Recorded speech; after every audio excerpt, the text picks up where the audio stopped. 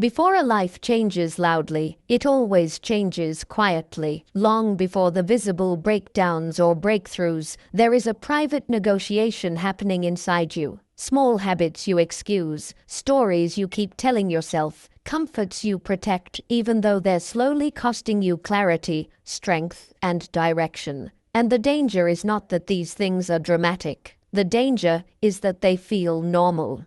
As 2026 approaches, the real question is not what should you add to your life, but what no longer deserves access to your mind. Because most people don't stay stuck due to lack of intelligence or effort, but because they keep feeding patterns that quietly weaken them while telling themselves it's just how life is. It isn't. It's conditioning. And anything that was learned can be unlearned. The Stoics understood this with unsettling precision. They didn't focus on chasing happiness or avoiding pain, but on removing what distorts judgment and hands control to the wrong things. Impulses, fear, approval, resentment, distraction.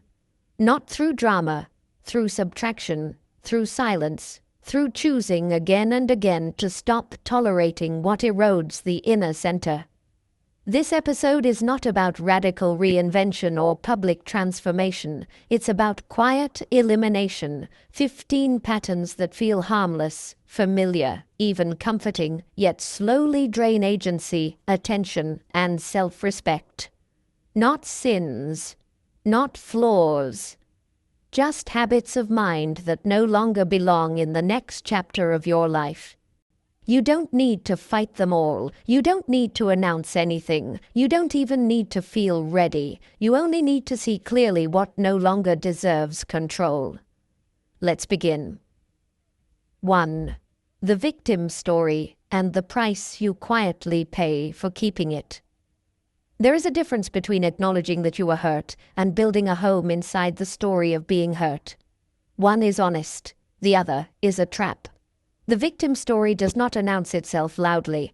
It speaks softly, almost kindly. It tells you that what happened explains everything: your hesitation, your anger, your lack of movement. It gives you a clean narrative. This happened to me, therefore this is why I am this way. And for a while, that story feels protective. It removes pressure. It lowers expectations. It gives you an enemy you can point to whenever your life feels stuck.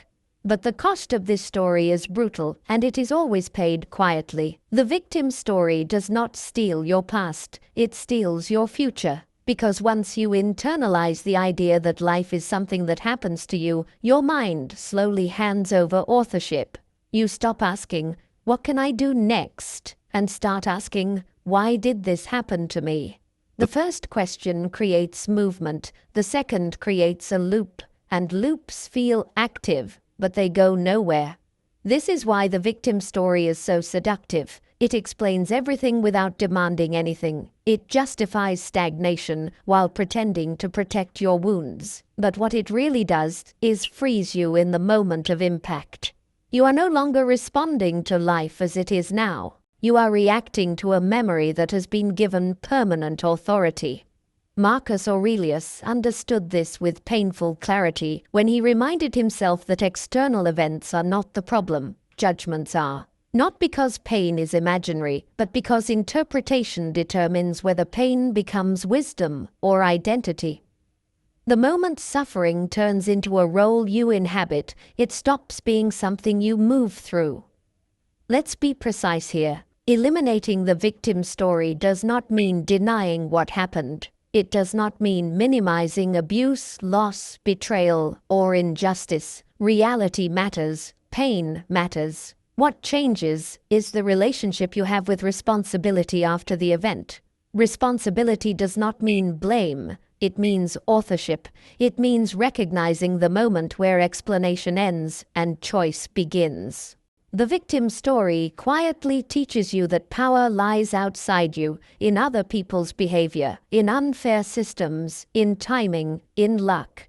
And as long as power is external, waiting feels logical. Waiting for apologies, waiting for fairness, waiting for circumstances to align. Years can pass this way, not in misery, but in suspension. You are alive, but paused. This is where the internal shift must happen, not dramatically, not angrily, quietly. You say something different to yourself, not to others, not as a declaration, just internally. Yes, that happened, and I still decide what happens next. This sentence does not erase pain, it reclaims direction. Carl Jung warned that whatever we refuse to take responsibility for in ourselves returns as fate. Not because life is cruel, but because the psyche demands completion. If you don't consciously choose your next step, something else will choose for you. Habits, fear, resentment, comfort. Notice how the victim story shows up in daily language. This is just how I am now. After what I've been through, I can't. People like me don't get. These sentences sound like realism. They are not. They are conclusions drawn too early, used too often, and never questioned. And every time you repeat them, you strengthen a pattern that narrows your future. Eliminating the victim story does not require confidence. It requires honesty. You admit that the story has been costing you more than it has been protecting you. You admit that while it once helped you survive, it no longer helps you live. And then you stop feeding it. You don't argue with it. You don't dramatize it. You simply stop letting it narrate your decisions. This is one of the quietest eliminations you will ever make, and one of the most powerful. No one needs to notice. No one needs to approve. The shift happens internally, where you stop identifying with what happened and start identifying with what you choose to do next. Because the moment you release the victim story, something uncomfortable but liberating appears. Responsibility without excuses, and inside that responsibility is agency. Inside that agency is movement. And inside that movement is the beginning of a life that no longer waits for permission to change. 2. Cheap stimulation, and how it quietly trains you to avoid depth. Cheap stimulation is one of the most socially acceptable forms of self-sabotage. It doesn't look dangerous. It doesn't raise alarms. In fact, it often looks like rest, entertainment, or just taking a break. A little scrolling. Background noise that never stops. Sugar, junk food, short videos, constant novelty. Nothing extreme, nothing dramatic. And that is precisely why it works so effectively against you. Cheap stimulation trains your nervous system to expect relief without effort. Every time boredom appears, you erase it instantly. Every time silence creeps in, you drown it out. Over time, your mind learns a dangerous association. Stillness equals discomfort. And once that association is learned, anything that requires patience, focus, or delayed reward starts to feel heavier than it actually is. This is not about morality, it's about conditioning. The problem with cheap stimulation is not pleasure itself, but timing and dosage. Pleasure without effort, repeated too often, rewires your tolerance for difficulty. You don't lose intelligence, you lose endurance. Deep work begins to feel unbearable. Deep conversations feel draining. Even deep rest becomes difficult because your mind no longer knows how to settle without constant input. You start to notice subtle symptoms. You can't stay with a thought very long. You reach for your phone without deciding to. You feel restless even on days with nothing wrong. Focus feels like strain. Silence feels awkward. None of this means you're weak. It means your attention has been trained away from depth. And here is the quiet cost most people never calculate. Cheap stimulation doesn't just steal time, it steals capacity. The capacity to build something slowly. The capacity to stay present with another human being. The capacity to sit with discomfort long enough for insight to appear. All the things that actually make life feel meaningful require the very muscles that cheap stimulation atrophies. This is why eliminating cheap stimulation is not about becoming rigid or monk-like. It's about protecting the part of you that can stay with effort long enough to create value. Because nothing meaningful grows in a mind that panics the moment it isn't entertained. Notice how often cheap stimulation appears when something important is just about to begin, right before starting work, right before thinking about a difficult decision, right before feeling an uncomfortable emotion. The stimulation is not random. It's avoidance disguised as relief, and the relief is temporary, but the avoidance compounds. There is also a subtle identity shift that happens when cheap stimulation dominates your day. You begin to see yourself as someone who can't focus, gets bored easily, or needs noise. These are not traits, they are adaptations. And adaptations can be reversed once the environment changes. Eliminating cheap stimulation does not mean eliminating pleasure. It means restoring friction where friction is necessary. Letting boredom exist long enough for creativity to surface. Letting silence stretch long enough for your nervous system to calm. Letting effort feel effortful without immediately anesthetizing it. At first, this will feel uncomfortable. You will feel the urge to reach, to check, to distract. That discomfort is not a signal that something is wrong. It is a signal that your attention is detoxing. If you stay with it, something interesting happens. Your focus lengthens. Tasks feel cleaner. Time slows down slightly. You begin to feel present again, not excited, but grounded. This elimination does not require dramatic rules. It requires awareness and subtraction. Fewer inputs. Clear boundaries around when stimulation is allowed and when it is not, especially before deep work, meaningful conversations, and rest. Over time, you won't need discipline to avoid cheap stimulation. Your system will simply stop craving it as intensely. Because once your mind remembers what depth feels like, cheap stimulation stops being tempting. And when depth returns, so does the ability to build something real. 3. Friendships, held together by nostalgia and the quiet cost of outgrowing. No one. Some relationships don't end because they turn toxic or explosive. They simply expire, slowly, quietly, without drama. What remains is not connection but habit, shared history, old jokes, familiar roles that no longer fit who you are becoming. And because nothing is obviously wrong, you keep the relationship alive out of inertia, telling yourself that time alone is a form of loyalty. But time is not a value. Growth is. Friendships held together by nostalgia feel safe because they don't demand change. You already know how to be in them. You already know what version of yourself will be accepted, and that is precisely the danger. When a relationship only recognizes who you were, it subtly pressures you to stay there. You edit yourself. You simplify your thinking. You avoid certain topics, ambitions, or truths, not because they're wrong, but because they don't belong to the shared past that holds the relationship together.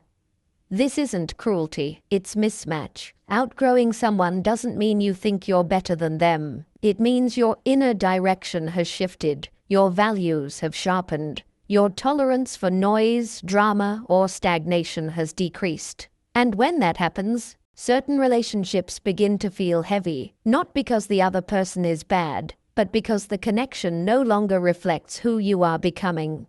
Many people avoid this realization because they fear what comes after.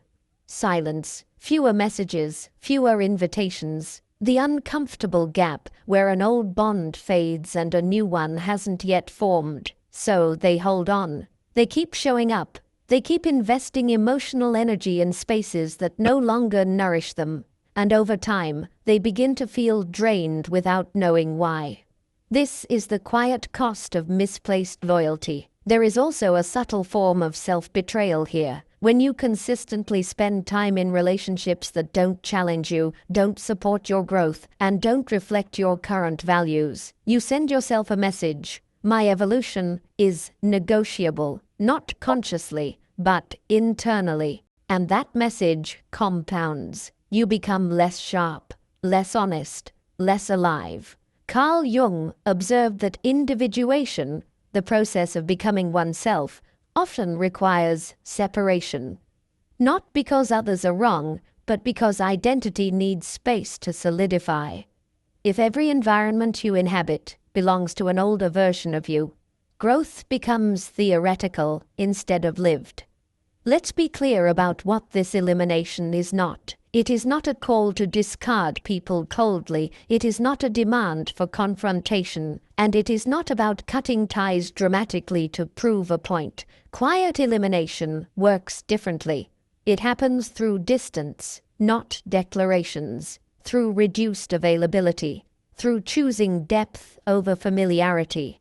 You stop forcing connection where alignment no longer exists. You stop explaining yourself. You stop trying to bring people with you who have no interest in the direction you're heading, and you allow the relationship to find its natural level, whether that's occasional contact, respectful distance, or eventual silence.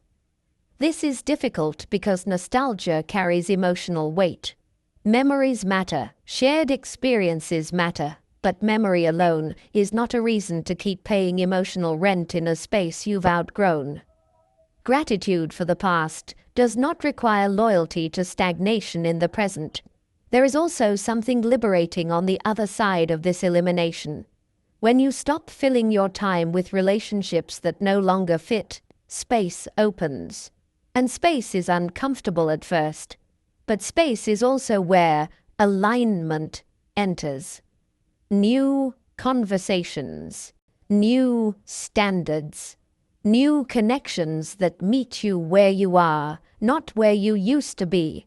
You are not abandoning people, you are honoring direction. And direction matters more than nostalgia, because nostalgia looks backward, while your life only moves forward. 4. The need to be approved and how it turns your life into a performance. The need to be approved rarely announces itself as weakness. It presents itself as kindness, flexibility, politeness, and being easy to work with. You tell yourself you're just considerate, that you don't want conflict, that you prefer harmony, and for a while this sounds reasonable, mature even, but slowly, almost invisibly, approval begins to dictate your decisions, not loudly, quietly, through hesitation, through self-censorship, through the habit of checking how something will be received before asking whether it is right for you. Approval feels like safety because it reduces friction in the moment. When people like you, you feel protected. When they praise you, you feel validated. When they agree with you, you feel confirmed. But this safety has a hidden cost. The more you rely on approval, the more your life becomes a performance. You start optimizing your behavior for reactions instead of alignment. You say what lands well. You do what's rewarded. And over time, you lose touch with what you actually want, need, or believe.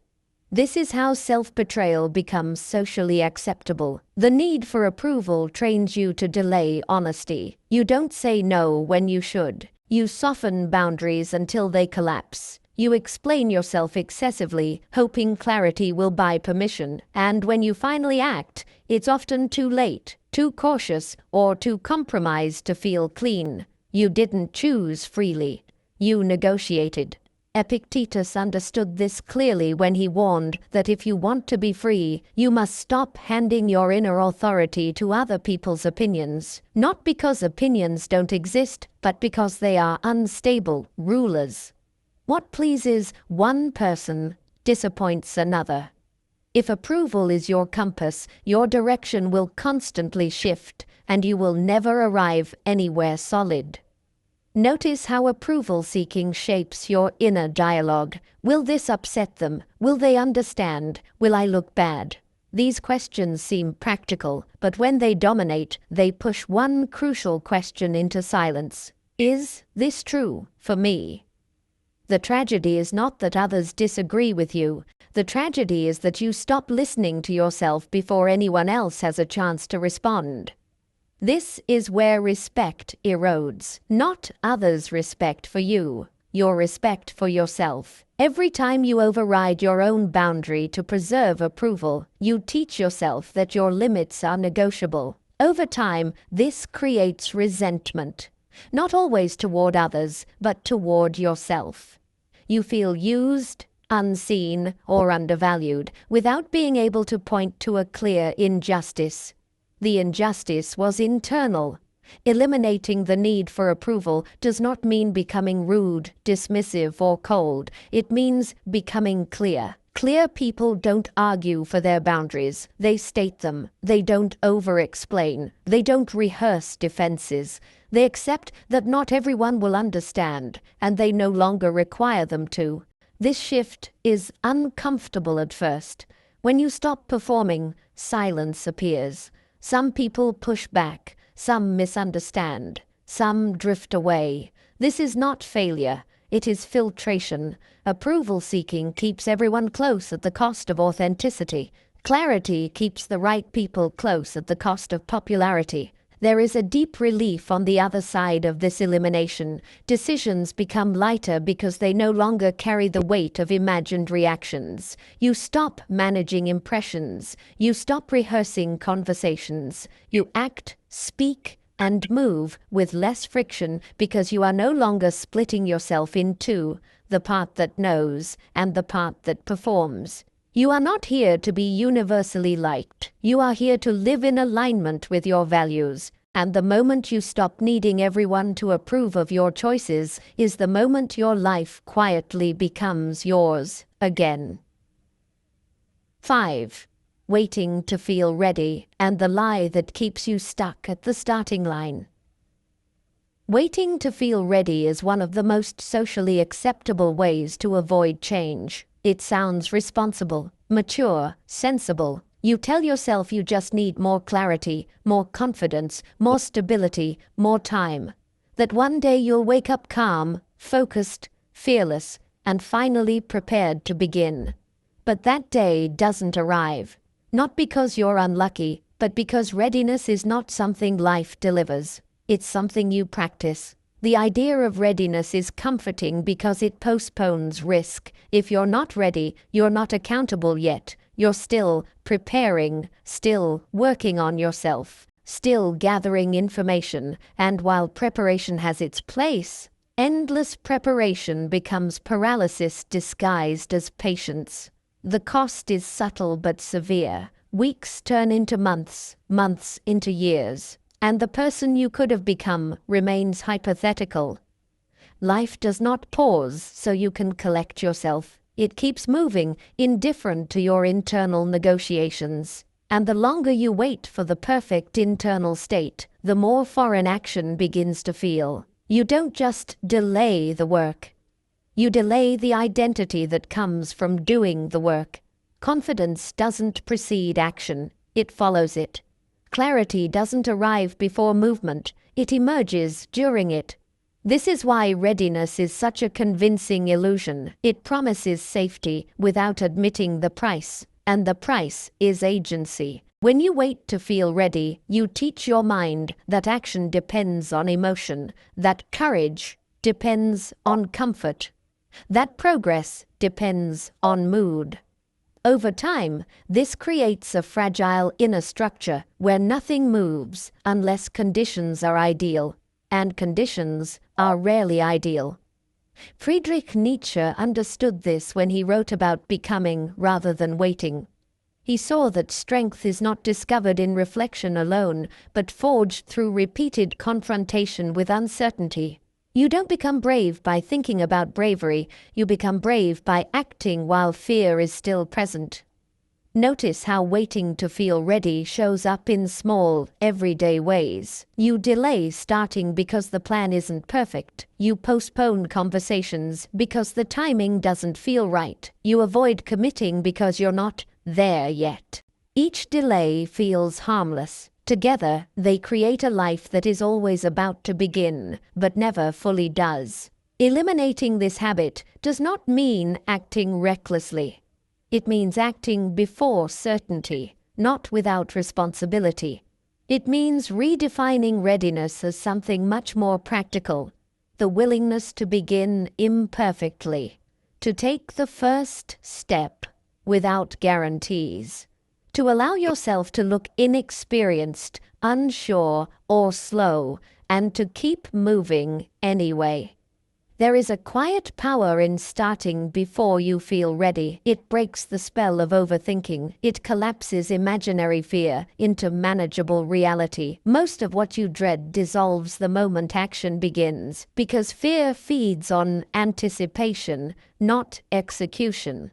Once you're moving, the mind adjusts. It always does. This shift also restores momentum. Instead of asking, "Am I ready?" you ask, "What is the smallest honest action I can take right now?" That question cuts through hesitation. It doesn't require confidence, it requires honesty. And honesty is available immediately. Waiting to feel ready is a habit, and like any habit, it can be replaced. Each time you act before comfort, you weaken the old pattern. Each time you begin without permission, you reinforce a new identity. Someone who moves first and calibrates along the way. You are not behind because you lack readiness. You are behind because you've been negotiating with the start. If you want 2026 to be different, eliminate the habit of waiting for the right feeling. Choose movement instead. 6. The rescuer impulse, and why carrying others' chaos costs you your own life. The rescuer impulse often disguises itself as virtue. You tell yourself you're loyal, compassionate, emotionally strong, that you can handle more than others, that you're just being supportive. And sometimes that's true. Care is human. Connection matters. But there is a line where care turns into compensation, where helping others quietly becomes a way to avoid facing your own unfinished work. The rescuer impulse is the urge to fix what is broken in other people, to absorb their chaos, to manage their emotions, to become the stabilizing force in relationships where the other person refuses to take responsibility for their own growth. At first, this feels meaningful. You feel needed, useful, important. But over time, something subtle happens. Your life stalls while theirs consumes your energy. This impulse often comes from a good place, but it rarely ends there. Sometimes it's fueled by guilt, the fear that setting boundaries makes you selfish, sometimes by ego, the quiet satisfaction of being the strong one, and sometimes by avoidance, because focusing on other people's problems is easier than confronting your own direction, discipline, or dissatisfaction. What makes the rescuer impulse especially dangerous is that it feels productive. You are busy, you are engaged, you are emotionally invested, but you are not moving forward. You are maintaining imbalance. And imbalance, sustained long enough, becomes resentment. You start to feel drained, yet responsible, exhausted, yet unable to step back. You give advice that isn't taken. You offer support that isn't reciprocated. And when things don't improve, you try harder, not realizing that effort is not the missing ingredient. Responsibility is, and responsibility cannot be outsourced. Carl Jung warned that what we rescue in others often mirrors what we avoid developing in ourselves. This is not judgment. It is psychology. When your sense of purpose is tied to managing other people's instability, your own growth becomes secondary, quietly, gradually, almost invisibly. Eliminating the rescuer impulse does not mean abandoning people. It means refusing to confuse support with self-erasure. You can care without carrying. You can listen without fixing. You can love without becoming the emotional infrastructure for someone else's life. When someone refuses to do their part, stepping back is not cruelty. It is clarity. There is also a harsh truth here that must be faced calmly. Some people need you to stay exhausted so they don't have to change. Your constant availability protects them from consequences. Your emotional labor delays their growth. And while this may sound uncomfortable, it explains why certain relationships resist balance the moment you pull back. Redirecting that energy toward yourself will feel strange at first. You may feel selfish, empty, unneeded. That discomfort is withdrawal, not wrongdoing. You are withdrawing from a pattern that defined your worth through sacrifice. And when that pattern breaks, a different kind of strength begins to form, one rooted in standards instead of saving. As you let go of the rescuer role, your relationships change. Some deepen because they become reciprocal. Others fade because they were built on imbalance. This is not loss, it is alignment. You stop attracting chaos. You stop negotiating peace. And your time, energy, and focus begin returning to where they belong. You are not here to fix lives that are not yours. You are here to live yours with integrity. And when you do, something unexpected happens. The people willing to grow meet you there. 7. Over-explaining and how it turns boundaries into negotiations. Over-explaining rarely looks like fear on the surface. It looks like courtesy, reasonableness, emotional intelligence. You tell yourself you're just being clear, just helping others understand your perspective, just preventing misunderstandings. But underneath that politeness is a quieter pattern. You are asking for permission to live your own decisions. Over-explaining happens when you don't trust that no is enough, when you feel the need to justify a boundary with a story, a history, a rationale that will make it more acceptable to the other person. You give context. You soften language. You apologize in advance. And before you realize it, a boundary has turned into a debate. This habit trains something dangerous in you. It teaches your nervous system that clarity is risky, and that safety comes from convincing others rather than standing firmly. You begin to believe that if you can just explain yourself well enough, you won't be judged, rejected, or misunderstood. But explanation doesn't create respect. Consistency does. Over-explaining also reveals misplaced responsibility. You start feeling responsible for other people's reactions, emotions, and interpretations. You try to manage how your choices land, instead of owning that they are yours. This is exhausting. It keeps you mentally rehearsing conversations that haven't happened yet, defending decisions that are already made, and carrying emotional weight that does not belong to you. Epictetus was clear about this centuries ago. If you want to be free, you must stop trying to control what others think of your choices. Not because misunderstanding won't happen, but because it is not yours to fix. When you over-explain, you hand your inner authority to external approval again and again. Notice when this habit appears. It often shows up around people who question your growth, resist your boundaries, or benefit from you staying accessible and flexible. Over-explaining becomes a way to ease their discomfort at the cost of your clarity. You trade clean boundaries for temporary peace, and later wonder why resentment creeps in. Clear people don't argue for their limits. They state them, they don't convince. They inform, they don't rehearse. They decide. This doesn't make them cold. It makes them grounded. When a boundary is real, it doesn't require persuasion. And when someone pushes back, that resistance is information, not a cue to explain further. Eliminating over-explaining does not mean becoming silent or dismissive. It means becoming concise, saying less. Letting your actions finish the sentence your words begin. At first, this will feel uncomfortable. Silence may follow your boundary. Disapproval may appear. That discomfort is not danger. It is adjustment.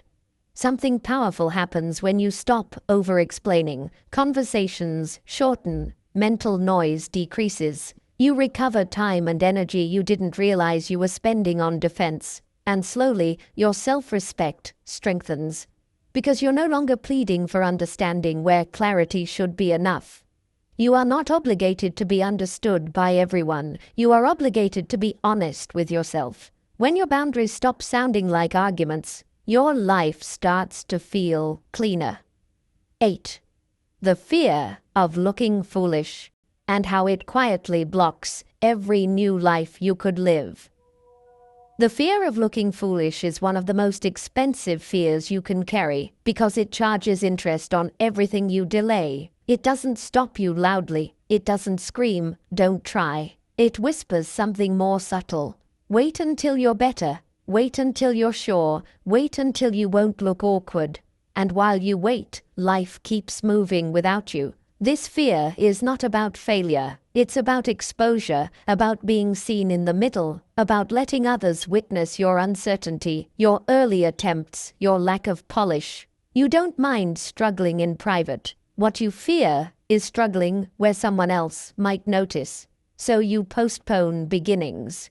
You stay in preparation. You remain competent in familiar roles rather than clumsy in new ones. The tragedy is that this fear disguises itself as self-respect. You tell yourself you don't want to embarrass yourself, that you value excellence, that you prefer to wait until you're ready. But excellence is built through visible imperfection, not protected from it. Every skill you admire, every confident person you respect, every calm master you look up to, all of them passed through a phase where they looked uncertain, slow, and unimpressive. The difference is not talent, it's tolerance for embarrassment. The fear of looking foolish trains avoidance at the identity level. You begin to see yourself as not that kind of person, not a beginner, not someone who tries publicly, not someone who risks visible failure. And once that identity forms, growth becomes threatening, because growth requires you to temporarily violate the image you're protecting. This is how potential turns into a cage. There is also a social distortion here that makes the fear worse. You imagine people watching you closely, judging every misstep, forming permanent conclusions. In reality, most people are too absorbed in their own insecurities to notice yours. And even when they do notice, the judgment is brief. What lasts is not their opinion, but your decision to stop. Friedrich Nietzsche understood that becoming who you are requires the courage to pass through phases that contradict who you were. Growth is not seamless, it is disruptive, and every disruption looks foolish from the outside before it looks strong from within. Eliminating this fear does not mean becoming reckless or careless. It means redefining dignity. Dignity is not looking competent at all times. Dignity is continuing to act in alignment with your direction, even when you look inexperienced. It is choosing progress over image, learning over approval, movement over preservation. The practical shift is simple but uncomfortable. You allow yourself to be seen trying. You speak before your voice is fully steady. You act before your confidence arrives. You start while your skills are incomplete. And you let the discomfort exist without rushing to eliminate it. That discomfort is not a signal to stop. It is the price of entry into any new identity. When you stop fearing looking foolish, something remarkable happens. Your life expands. Options that were previously blocked suddenly open. You begin learning faster, not because you're smarter, but because you're no longer hiding. Momentum replaces hesitation. Curiosity replaces self-consciousness. You are not here to protect an image. You are here to build a life. And no life worth building begins without a phase that looks unremarkable from the outside and courageous from the inside. 9. Comparison through screens, and how it quietly distorts your identity. Comparison has always existed, but screens have turned it into a constant, ambient pressure. Not comparison with people you know, in real contexts, with real limitations, but comparison with edited lives, filtered moments, and carefully selected highlights. You scroll through success, beauty, discipline, happiness, confidence, all compressed into a few seconds, and your nervous system absorbs it without context. Slowly, almost invisibly, your sense of self begins to warp. This kind of comparison doesn't motivate, it destabilizes. You're not comparing effort to effort or process to process. You're comparing your private doubts, unfinished work, and ordinary days to someone else's most polished moments. And because the mind is not built to make that distinction emotionally, it draws a false conclusion. I'm behind, I'm late, I'm not doing enough. My life is smaller than it should be. That conclusion feels factual. It isn't. It's a distortion. The danger of comparison through screens is not jealousy alone. It's identity erosion. You stop measuring your life by your values, your direction, your standards. Instead, you begin measuring it by visibility, speed, and external milestones that may have nothing to do with the life you're actually trying to build. Without realizing it, you outsource your self-assessment. And when identity is outsourced, peace disappears. This comparison is especially toxic because it's passive. You don't consciously decide to compare. It happens automatically dozens of times a day. A post here, a video there, a story, a clip, a quote, each one subtly suggesting a narrative. They're ahead, you're not. Over time, this creates a background sense of inadequacy that no single achievement seems to fix. There is also a lie embedded in screen-based comparison that must be exposed. You assume that what you're seeing represents a whole life. It doesn't. It represents a moment chosen for effect. You are comparing your raw footage to someone else's trailer. And trailers are designed to impress, not to tell the truth. Buddha warned that suffering begins when the mind clings to illusions. Screen-based comparison is a modern illusion factory. It gives you endless reference points that were never meant to define your worth. And the more you consume them uncritically, the more your internal compass loses accuracy. Eliminating this habit does not require ignorance or isolation. It requires boundaries and perspective. You choose when and how you expose yourself to other people's narratives. You reduce passive scrolling. You replace unconscious consumption with intentional learning. And most importantly, you stop using other people's timelines as a verdict on your own. When comparison appears, you learn to translate it. Instead of "I'm behind," you ask, behind what exactly? Behind someone else's goals, someone else's circumstances, someone else's values. Most of the time, the comparison collapses under that question. It was never relevant to begin with. Another shift happens when you reduce screen-based comparison. Your sense of timing returns. You stop rushing. You stop forcing milestones. You stop feeling late to a race you never agreed to run. Your life begins to move at a pace that fits your capacity instead of your anxiety. This doesn't make you complacent, it makes you accurate. You begin measuring progress internally. Am I more consistent, more grounded, more aligned than I was before? Those metrics don't trend on screens, but they compound in real life. And real life is where peace is built. You are not failing because someone else is visible. You are not late because someone else is loud. And you are not small because someone else is edited. When you stop comparing your life through screens, you regain the authority to define what progress actually means for you. 10. Emotional dependence on motivation and why it keeps your life unstable. Emotional dependence on motivation is one of the most misunderstood traps in modern self-improvement. You are taught, subtly but constantly, that action should feel inspired, aligned, energized, that if you don't feel like it, something is wrong. So you wait.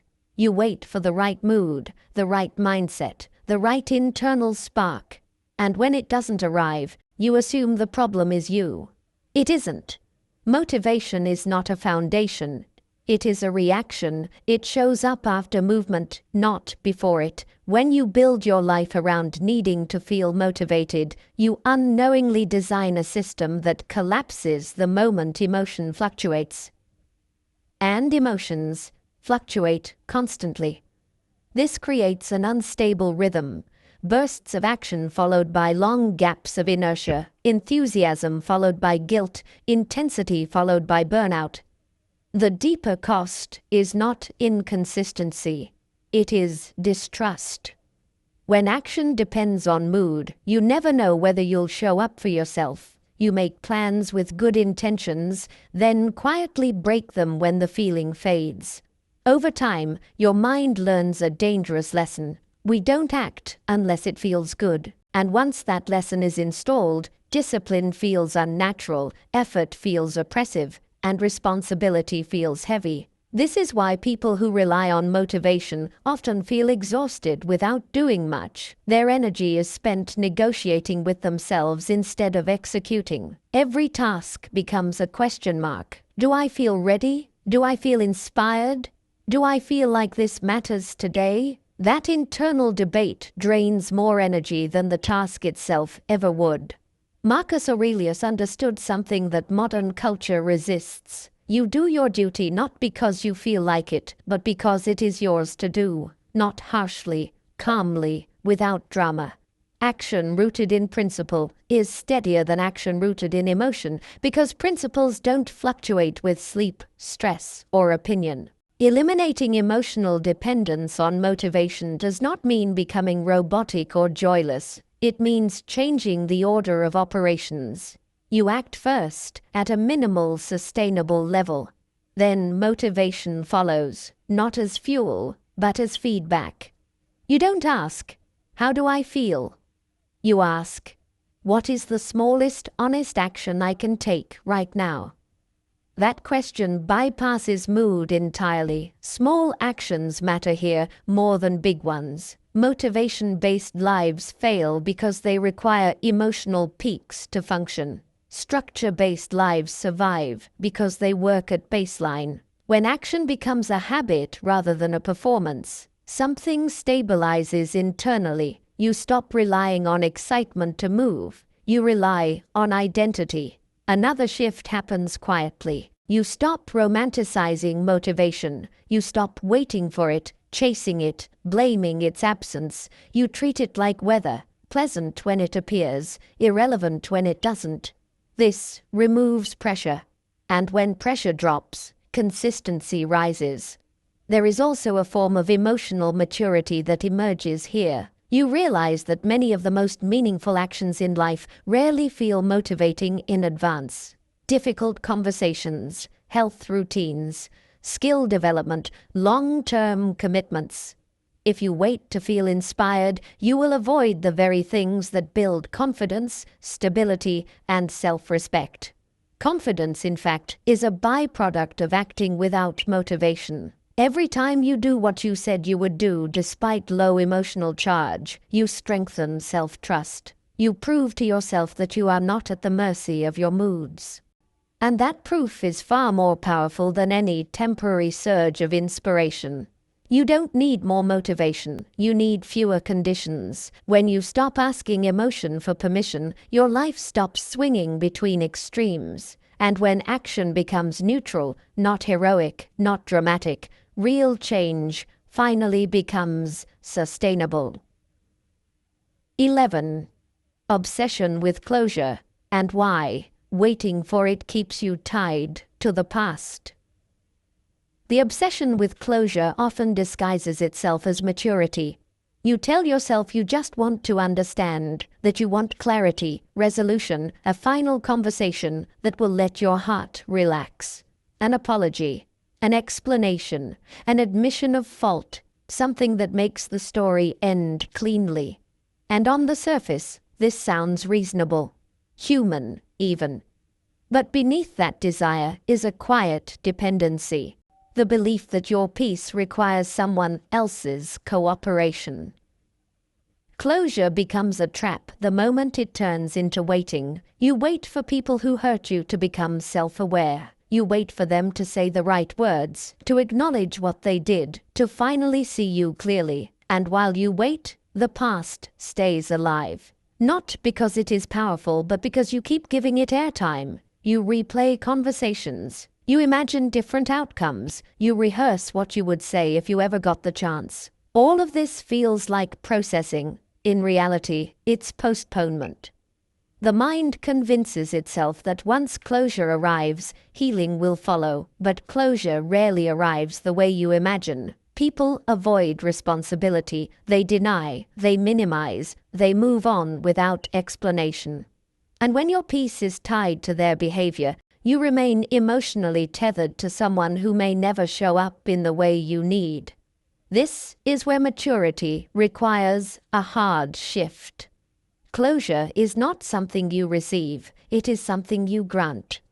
Buddha taught that suffering continues as long as the mind clings. Clinging is not always to pleasure. Often it is to unfinished stories, to the hope that the past will be corrected retroactively. But the past does not correct itself. It only releases you when you stop demanding something from it. Obsession with closure keeps you mentally positioned behind your own life. You are always looking backward, waiting for permission to move forward. And the longer you wait, the more your nervous system treats the unresolved as active. The wound stays open not because it is deep, but because it is constantly touched. Letting go of this obsession does not mean pretending nothing happened. It means acknowledging the full truth without needing it to be validated by the person who caused it. You say, quietly and internally, I understand what happened, I understand what it cost me, and I am done paying for it with my present. This is not bitterness, it is boundary. There is a strange relief in this decision. When you stop seeking closure externally, mental energy returns. You stop rehearsing conversations that will never happen. You stop scanning for signs that someone has changed. You stop tying your peace to outcomes you do not control. What remains is not numbness, but space. And in that space, your life finally has room to expand. Obsession with closure often feels noble, but it is usually grief that hasn't accepted reality yet. Acceptance is not agreement, it is recognition. Recognition that you may never get the apology, the explanation, or the accountability you deserve, and that your healing does not require them. You are allowed to move on without consensus. You are allowed to heal without permission. You are allowed to close the door even if the other person is still talking. When you stop waiting for closure, the past loses its grip. And when the past loosens, your attention returns to the only place where change is possible. Now. 12. Gossip as entertainment and how it trains your mind to stay small. Gossip rarely presents itself as something harmful. It sounds casual, social, even bonding. You're just talking, just sharing information, just reacting to what someone else did, said, failed at, or messed up. And in small doses, it feels harmless. But over time, gossip becomes a way of orienting your attention outward in the worst possible direction, toward judgment instead of principles, toward people instead of purpose. What gossip really does is train your mind to feed on distraction disguised as connection. When gossip becomes entertainment, your attention is constantly pulled into narratives that are not yours to live or resolve. You rehearse opinions about situations you cannot influence. You analyze motives that don't matter. You emotionally invest in drama that adds nothing to your character, your clarity, or your future. And while this is happening, something quiet and corrosive takes place. Your standards lower. Not morally, mentally. Your mind becomes accustomed to noise, to speculation, to emotional reactions without responsibility. Instead of asking, what do I think? What do I value? What am I building? You drift into commentary mode, observing, reacting, judging, but not creating. This may feel engaging, but it weakens focus. Over time, it becomes harder to sit with your own life without external stimulation. There is also a subtle identity cost. When you frequently speak about others, you train yourself to define meaning externally. Your sense of relevance comes from being in the know rather than being grounded. This creates a quiet dependency on social friction. Without drama, you feel bored. Without commentary, you feel disconnected. And boredom is dangerous only when you haven't built depth.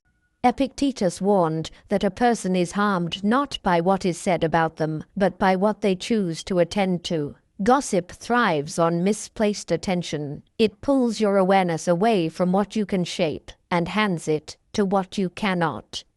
And attention, once misplaced often enough, becomes difficult to reclaim. Eliminating gossip as entertainment does not mean becoming silent or judgment-free. It means becoming selective. You ask yourself a simple question before engaging.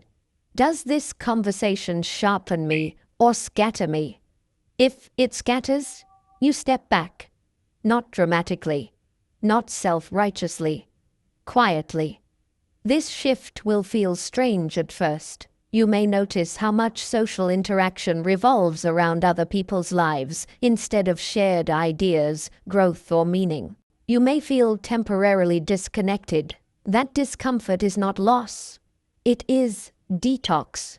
You are withdrawing from mental clutter that once filled space because nothing better had taken its place yet. As gossip fades, something else grows. Your conversations become cleaner. Your thoughts become more disciplined. You find yourself more interested in principles than personalities, in direction rather than drama. And, slowly, without effort, your respect for your own attention deepens. Attention is not neutral. What you feed it shapes who you become. When you stop consuming gossip for entertainment, your mind regains dignity, and dignity, once restored, raises the quality of everything else in your life. 13. Forced happiness, and why pretending to be fine keeps you stuck. Forced happiness is one of the most socially rewarded forms of avoidance. You smile. You reassure others. You say, "I'm good," even when something inside you is tightening. You keep the tone light. You keep moving. You keep functioning. And from the outside, everything looks stable. But internally, something important is being delayed. Honesty. Forced happiness is not optimism. It is pressure. Pressure to appear okay so you don't have to confront what isn't. Pressure to be positive so you don't disrupt the image you've built. Pressure to keep things smooth even when something needs to be addressed, changed, or ended. Over time, this pressure creates a split. The version of you that performs and the version of you that feels unheard. This habit usually begins as a survival strategy. Maybe you learned early that emotions were inconvenient. Maybe being strong meant not needing anything. Maybe positivity kept conflict away. And for a while, it worked. You stayed likable. You stayed functional. You stayed in control. But survival strategies that are not updated eventually become limitations. Forced happiness doesn't eliminate pain. It buries it. And buried pain doesn't disappear. It leaks. It leaks into irritability, exhaustion, numbness, sudden outbursts, or the vague sense that life feels flat, even when nothing is wrong. You're not broken. You're carrying unprocessed truth. Carl Jung warned that what is denied expression does not vanish. It goes underground and returns distorted. Forced happiness is denial dressed up as maturity. It tells you that feeling bad is failure, that discomfort is weakness, that acknowledging dissatisfaction is dangerous. But the real danger is pretending everything is fine while quietly resenting the life you're maintaining. Real strength is not constant positivity. It is emotional accuracy. The ability to say, without drama, "This hurts, this isn't working, this needs to change." Not as a complaint, but as information. When emotions are treated as data instead of threats, they guide adjustment instead of sabotage. Eliminating forced happiness does not mean becoming pessimistic or emotionally volatile. It means becoming honest without collapsing. You allow yourself to feel what's there without immediately covering it up or acting it out. You stop rushing to fix the mood. You listen first. Clarity comes faster when you don't interrupt it with performance. There's also a relational shift that happens here. When you stop forcing happiness, you stop teaching others to ignore your signals. You model emotional integrity. Some people may feel uncomfortable. That's okay. Comfort built on silence is fragile. Respect built on honesty lasts longer. This elimination creates space for real peace. Not the peace of pretending nothing is wrong, but the peace that comes from alignment, from knowing that what you feel, what you say, and what you live are no longer in conflict. When that alignment returns, happiness becomes a byproduct, not a demand. You don't need to be happy all the time. You need to be truthful enough to change what isn't right. When you stop performing happiness, you finally give your life permission to improve. 14. Identity labels that lock you in, and how self-description becomes self-sabotage. Identity labels often arrive disguised as self-awareness. You say them casually, almost thoughtfully. I'm shy. I'm lazy. I'm just not disciplined. That's just how I am. These statements feel honest, even humble. But most of the time, they are not observations. They are verdicts. And once spoken often enough, verdicts become cages. Labels simplify the world. They give the mind a shortcut. Instead of asking what is happening, you declare who you are. And the moment you do that, growth becomes disobedience. Any behavior that contradicts the label feels unnatural, forced, or fake. You stop experimenting. You stop trying. Not because you can't change, but because you've already decided what kind of person you are allowed to be. This is how identity becomes a ceiling instead of a foundation. What makes labels dangerous is that they feel explanatory. They remove friction. If you're not disciplined, then inconsistency makes sense. If you're not confident, then hesitation feels justified. The label explains the behavior and quietly excuses it. Over time, explanation replaces responsibility, and responsibility, once removed, rarely returns on its own. The truth is far less dramatic and far more hopeful. You are not a label. You are a pattern, and patterns are built through repetition, not destiny. The behaviors you call personality traits are often just habits that have been rehearsed long enough to feel permanent. What feels like who you are is often just what you've practiced most consistently.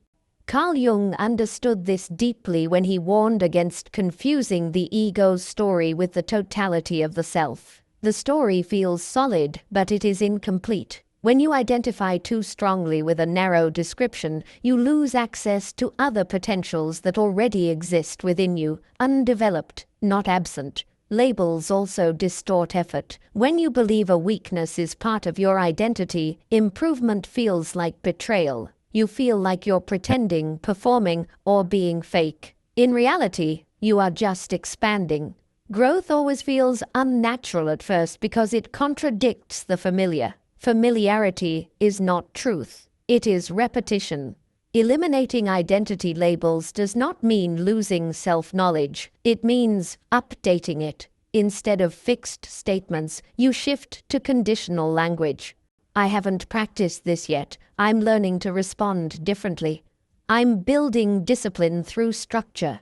These sentences don't deny reality. They open it. They turn identity from a prison into a process. There is also a subtle psychological relief here. When you stop defining yourself by your limitations, you stop defending them. You no longer argue for why you can't change. You simply test what happens when you do. This returns curiosity to the center of your life. And curiosity is far more powerful than confidence. The cost of keeping rigid labels is invisible but heavy. You miss opportunities that don't fit your personality. You avoid paths that require you to become someone unfamiliar. You stay loyal to a self-description that no longer matches your direction. And one day, you realize you've been protecting an identity that was meant to be temporary. You are allowed to outgrow the words you once used to understand yourself. You are allowed to become inconsistent with your old story. When you release identity labels, you don't lose yourself. You recover movement. And movement is what turns potential into reality. 15. Catastrophizing and how living in imagined disaster steals the present.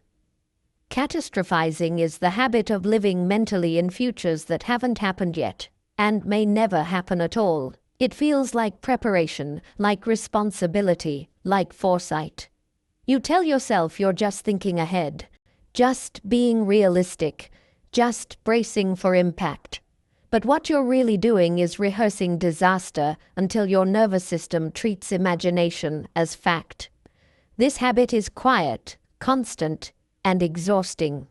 You replay worst-case scenarios on a loop. You imagine conversations going wrong, plans collapsing, outcomes spiraling beyond repair. And each imagined failure triggers a real emotional response: tension, fear, urgency.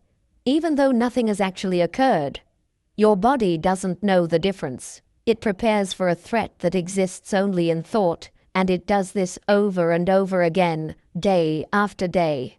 The cost is not caution. The cost is presence.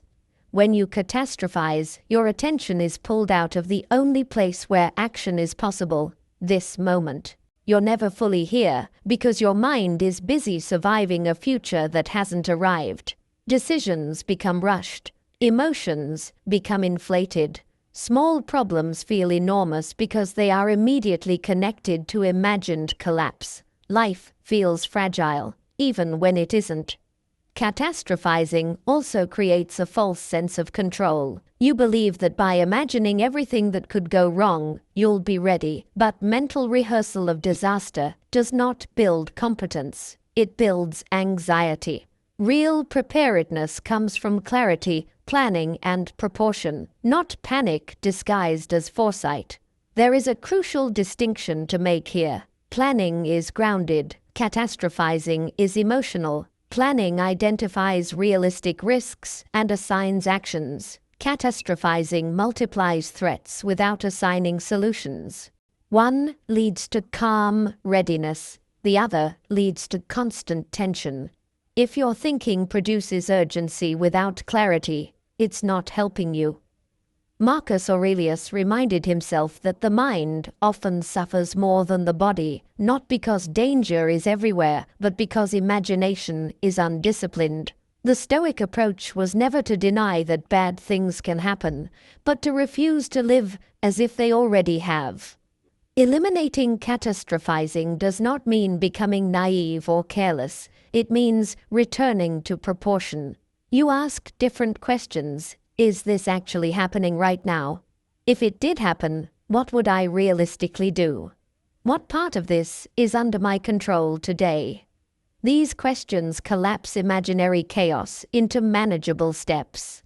Most fears shrink when they are brought into daylight. They lose their dramatic edge when they are named, defined, and contained. And even when the outcome is uncomfortable, clarity is less damaging than constant anticipation. A real problem, when it arrives, is almost always more tolerable than the endless rehearsal of it.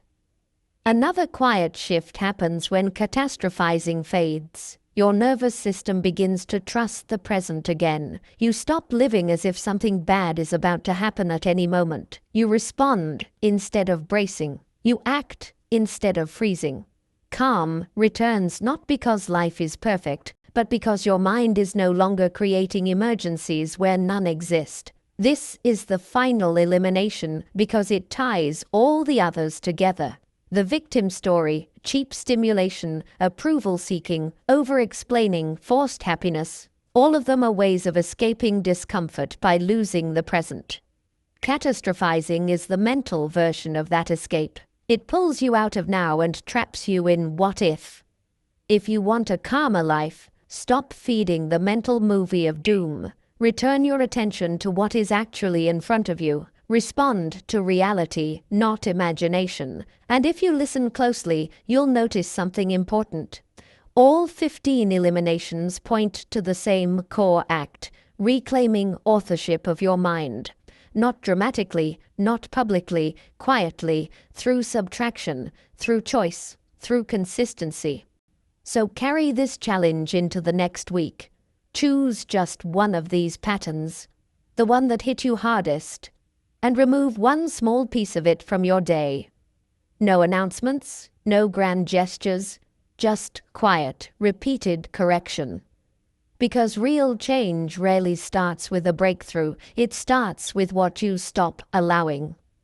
What you've just heard is not a checklist to conquer, and it's not a personality overhaul. It's a map of exits, 15 doors you can stop standing in front of, 15 patterns that once protected you, entertained you, or helped you cope, but now quietly tax your attention, your energy, and your sense of authorship. You don't need to eliminate everything at once. In fact, trying to would only recreate the same pressure this episode is asking you to release. Real change doesn't begin with force. It begins with subtraction, with one quiet decision made consistently, without witnesses, without announcements, without drama. If you listen closely, all 15 point to the same core shift, taking your mind back from things that don't deserve control. Not from life, not from responsibility, but from habits of thought that keep you reacting instead of choosing. So don't rush forward. Pause here. Choose the one that disturbed you the most. Not the one that sounded interesting, but the one that made you uncomfortable because it felt familiar. Then remove one small piece of it this week. One boundary, one pause, one refusal to repeat an old pattern. Let that be enough. Because the strongest changes don't look impressive at first. They look quiet. They look ordinary. They look like someone who has stopped negotiating with what drains them. And that's how a different year actually begins.